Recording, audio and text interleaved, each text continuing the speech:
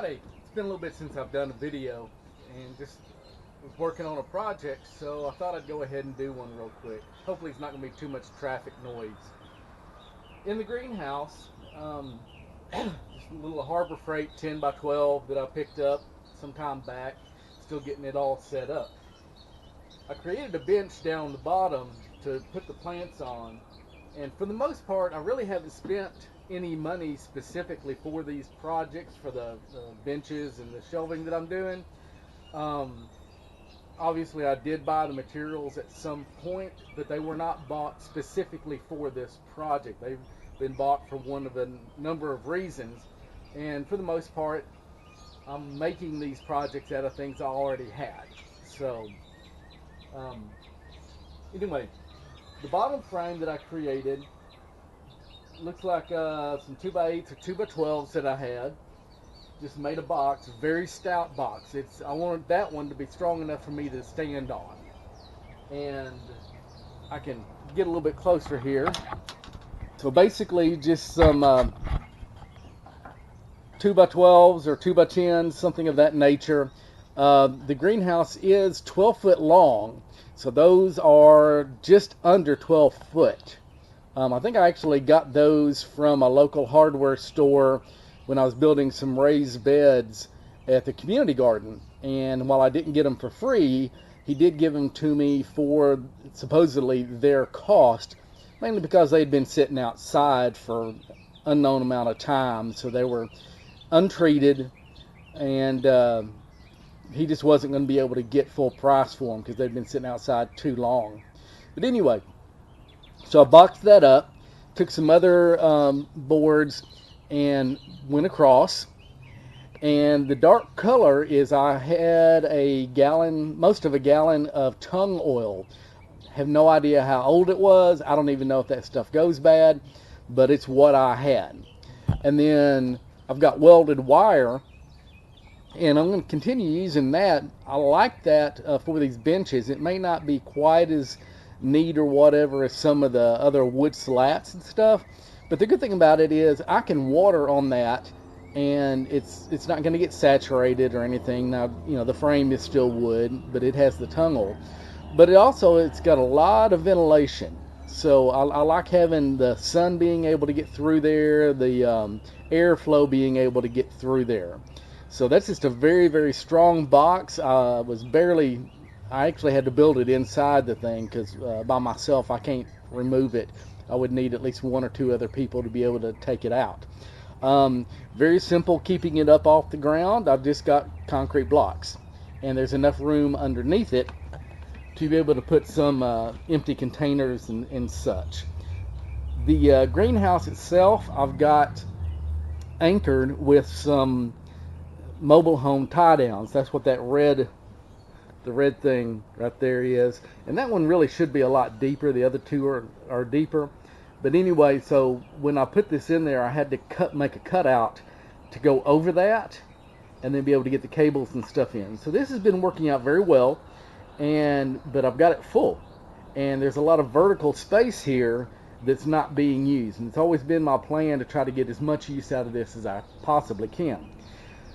So went back to my scrap pile, and I've got another enclosed shed, and I had built this frame as some shelving to go inside that other 10 by 12 building, and just did not use it, so it was stuck back in the back. So I just grabbed it and some other 2x4s that I had, built a similar frame. And if you'll notice, the top one's pretty thin. What's going to be the middle one sticks out a little bit farther, and then of course the one on the bottom is going to be even deeper. So I'll have, not three completely the same size. It's going to kind of stair step up, and that's perfectly fine with me. I was just trying to make sure that I've got enough room for like either one of the long flats to go this way. Just some of the flats and stuff that I've got, I want to be able, for instance, here's a sample.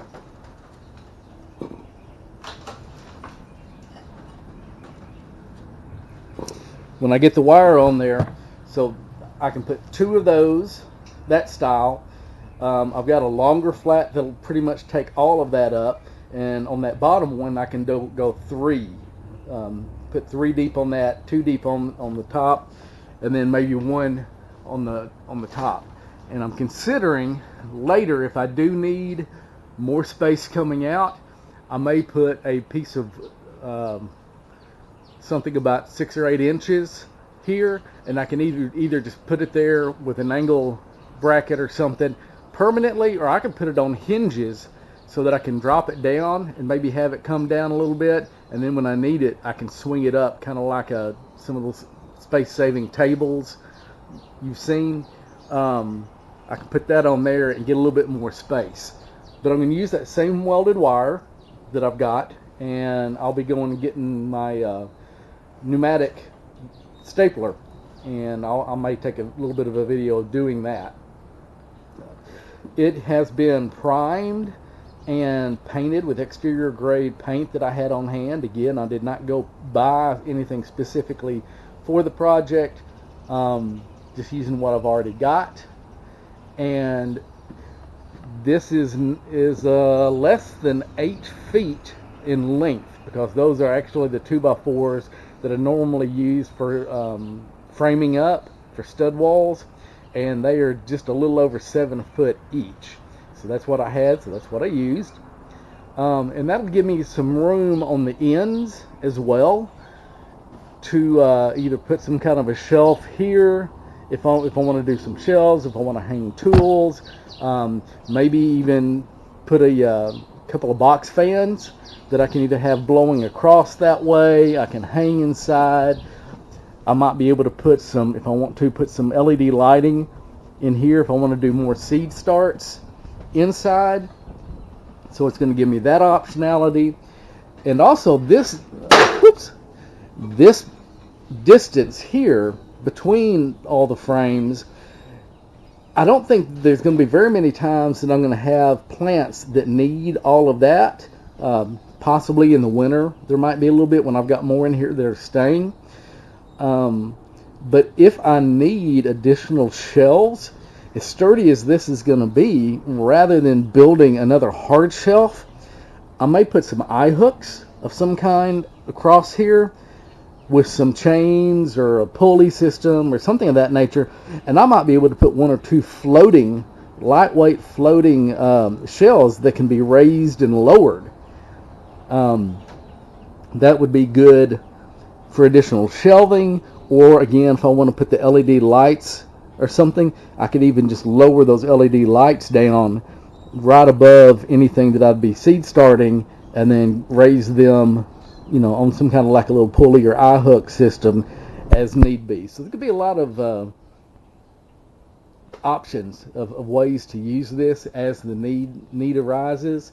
I can put shade cloth over it if I need to, so I can just easily drape. I'll bring it out from the walls where it's not right up against, and I couldn't get it right up against the wall if I wanted to because of the cables and stuff, so it's going to leave me a little bit of room. But I'll be able to put some shade cloth if I need to, some kind of remay or something if I need to keep some bugs off. So, okay, by the way, to attach the wire on there, I'm going to be using a pneumatic brad gun. So I've got 2 of these. I've got one that does the brads and one does staples, and this is actually the stapler. It is a Porter cable, and the model is NS100 narrow crown stapler. So the stapler and the brad nailer are both for finish carpentry. I'm not a finish carpenter, but I find these to be very useful. I'm not necessarily brand loyal, although I do think Porter cable is probably one of the better brands, at least for the home person. I don't know enough about the commercial ones. One thing that I did notice on this at one point, the trigger, sometimes the pin a couple of times would kind of come out, so I'll put some, I'm not even remember what it was, it's been so long ago, but when I took it apart to clean it and stuff, to keep that from going back out, there may be supposed to be some kind of a retainer there. But in any case, any kind of pneumatic air gun, you definitely want to read the instructions, and this one still got it very, very well here. Make sure the pressure is correct, and part of that's going to be fine-tuning it on your air compressor as the train goes. So I think I've got mine set at 80 pounds right now, and I will adjust that after the first 2 or 3 staples to see if it needs to go deeper, increase the air pressure, or if it's sinking it too far down and I need to back up a little bit. So I'll adjust that on the air compressor as I go. But definitely a maximum of 120 psi, so definitely don't go above that. Anytime you use one that has not been used in a while, if it's got the cap, try to keep the cap on and keep dust from getting in there or any kind of critters or anything. When you pop that off before you connect it, there should be some oil. You can get this at the hardware store. Some will come with it, but if you run out or you lose it, you can always get some more. It's kind of like a 3-in-1 oil or something, but it's designed for this stuff. And you just put one really small drop right in there before you connect it. And if you use it a lot, you want to do this every day, and that just helps keep the piston and everything inside nice and oiled up.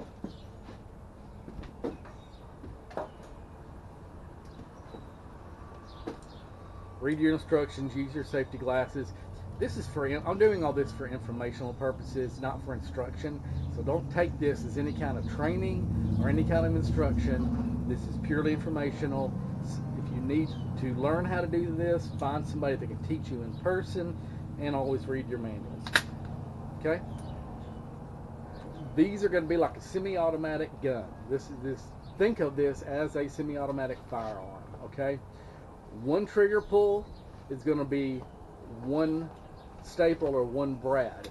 Now, if I pull the trigger right now, it should not fire. It takes 2 things to make this fire. One, you have to have it up against, and I'm not going to put my finger directly on that just in case out for safety. But if I've got the wood right here, first thing is I have to have it against it and depressed. And you'll see that the trigger then moves. Then you pull the trigger and you'll get one staple. If I don't have that depressed and I pull that trigger, nothing's going to happen. Nothing should happen, but assume that it will. That should not happen. If I do that, nothing happens. It takes both. Now you will see some people, and I'm not sure if all of them will do this, you'll see some people that will hold the trigger down, and if they hold it, then when they do that, it will fire. So sometimes they'll hold it and they'll just go pop, pop, pop, pop, pop, pop. They're not moving their finger. They're just, every time they let up, it's resetting. But basically, let's see if I can move this over here. Basically, all I'm going to do is roll the wire out. Now, the wire on top is going this way, and I'm going to put that on the top so that I can slide trays on and off easier. If I was to flip it over, which actually would be easier to unroll on this one, then I'm going to have the top wire is going to be going this way. Probably really doesn't matter, but I like the idea of having the wire that's on top going front to back so that I can slide any trays or anything on there a lot easier. It's going to make it a little bit harder to get it unrolled. So what I'll do first is unroll some of it.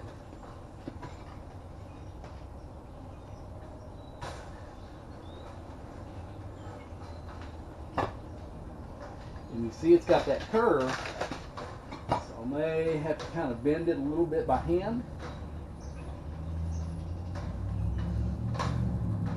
Take some of that out.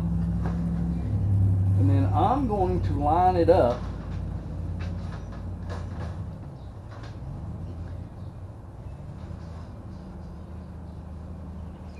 so that the front edge of this is right against that front 2x4.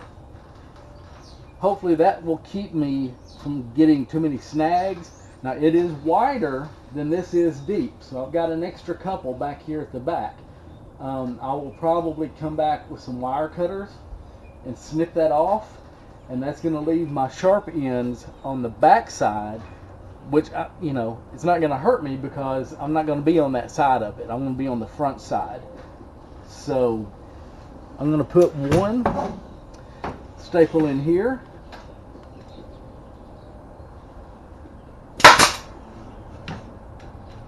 Oops. And it might help if I actually put some staples in the staple gun.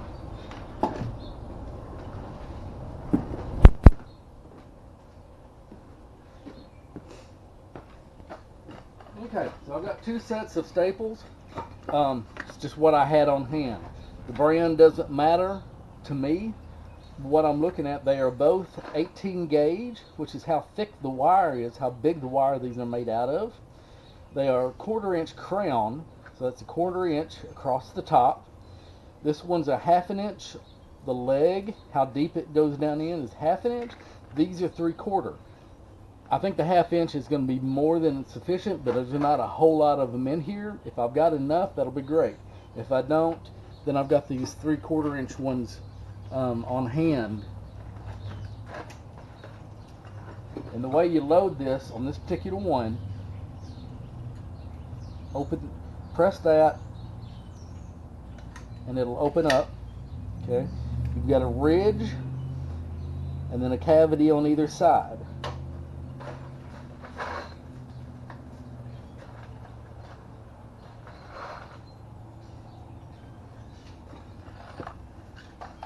Okay, and these have been kind of broken up. They're usually a lot longer piece, but basically they're just a staple, just like your home staplers, held together with a little bit of glue, and you just lay them on there, as many as you think you're going to need. And the fact that they're in pieces is not too big of a deal. I don't want too many little pieces, but for the most part,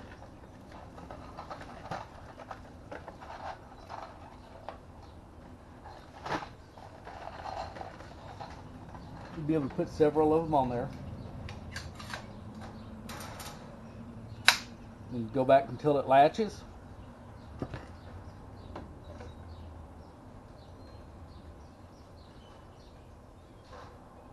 I'm going to line up the corner first and put one in. Okay, and if you can see that, there's what it does. Okay, so I'm just kind of straddling that.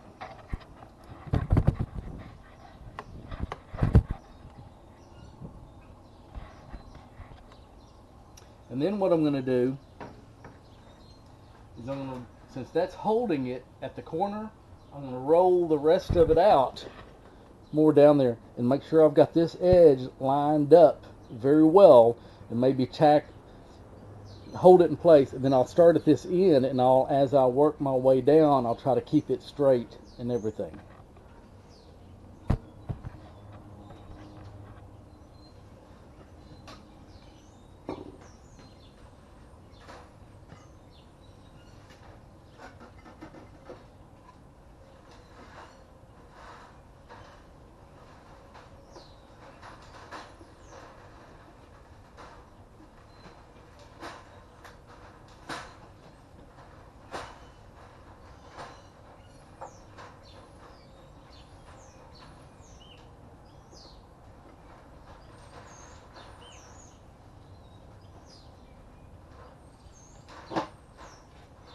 Okay, I'm just going to work my way down, kind of trying to keep it nice and flat. And I'm not going to do every single one. I'm just going to do maybe, every 5 or 6 inches.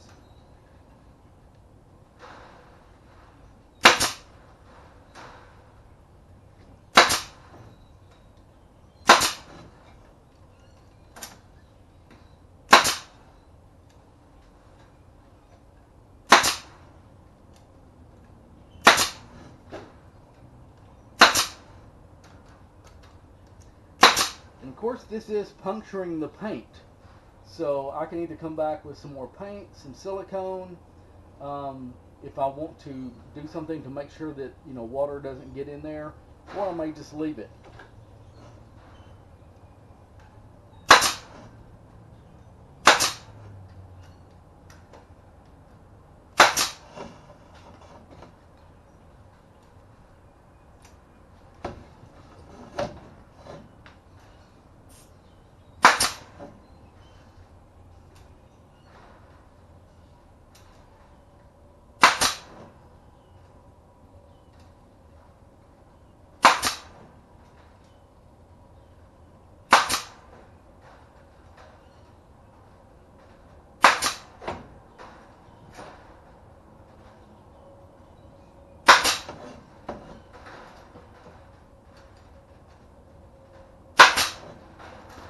Okay, and if you'll notice, especially like right in here, when that staple went in, it pulled the point of that up. Right there, it even pointed it up. So even though I'll probably not be able to get caught on that, I will come back with a hammer and or a punch, and I'm going to knock all these corners down, these sharp edges. So I've gone across here, I've gone across the front, right at the edge to hold that down. I may put another one on the back. Then I just need to go across here and basically just tack it all down, cut it at the end, trim off the back, and this will be done. And then I'll just do the same thing up top, and then this will be ready to lift up.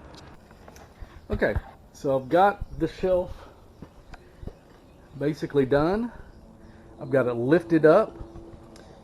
It worked out so that the feet will land on these boards here.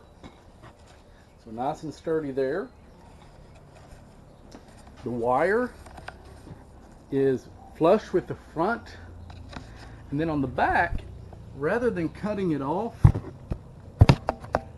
it was hanging back, so I went ahead and left that just as a little bit of an extra overhang, since there's room between it and the wall.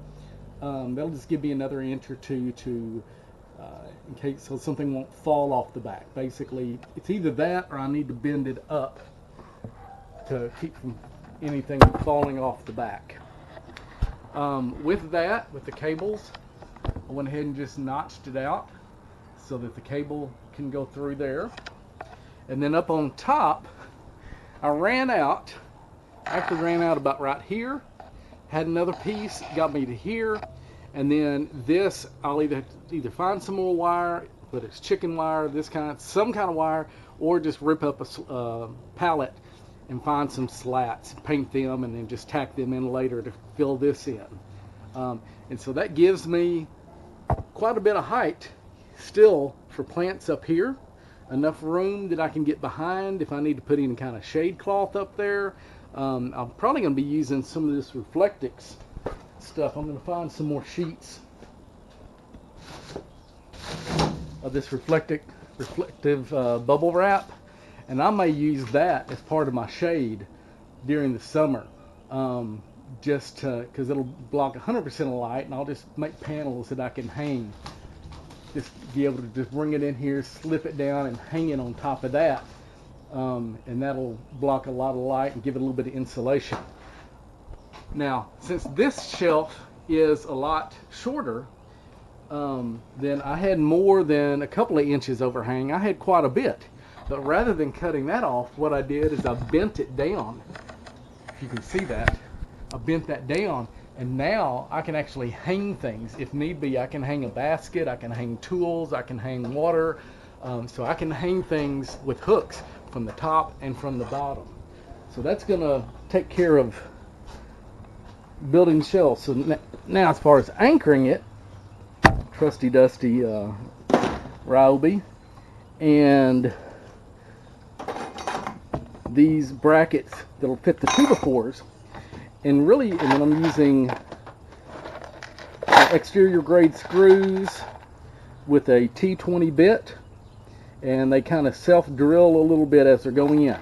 Now, when putting these in, what I'm doing is I'm putting the top ones in first, anchoring the bracket to the upright, and then I put in the bottom ones. The reason I'm doing that is I'm hoping that it's going to hold it a lot tighter, because if I leave this up any slack whatsoever up high, then as I drill it down, it's going to anchor it down a lot more solid. So it's just 2 screws there, 2 screws there. I'm going to do that on all 4 on the outside.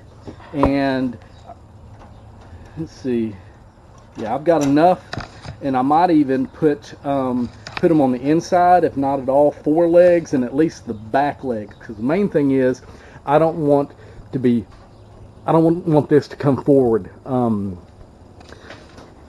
A lot of this, what I'm trying to do safety-wise, this is not a business, and I really don't have very many visitors. But just in case, if I start doing some plant sales, anything of that nature, if I do happen to have family, friends, kids, anybody come over, I need to treat this as if it's a business with liability in mind. So anything, any reasonable due care that I can do to get rid of sharp edges, to make things nice and secure so they won't fall. Again, anything just to keep myself, as I age, and anybody who happens to come by safe. You really need to think about that. I know that Liz Zorab had a nice little series on making the farm safe. In any case, a few more screws and that will be ready for duty, and I'll have room for more plants.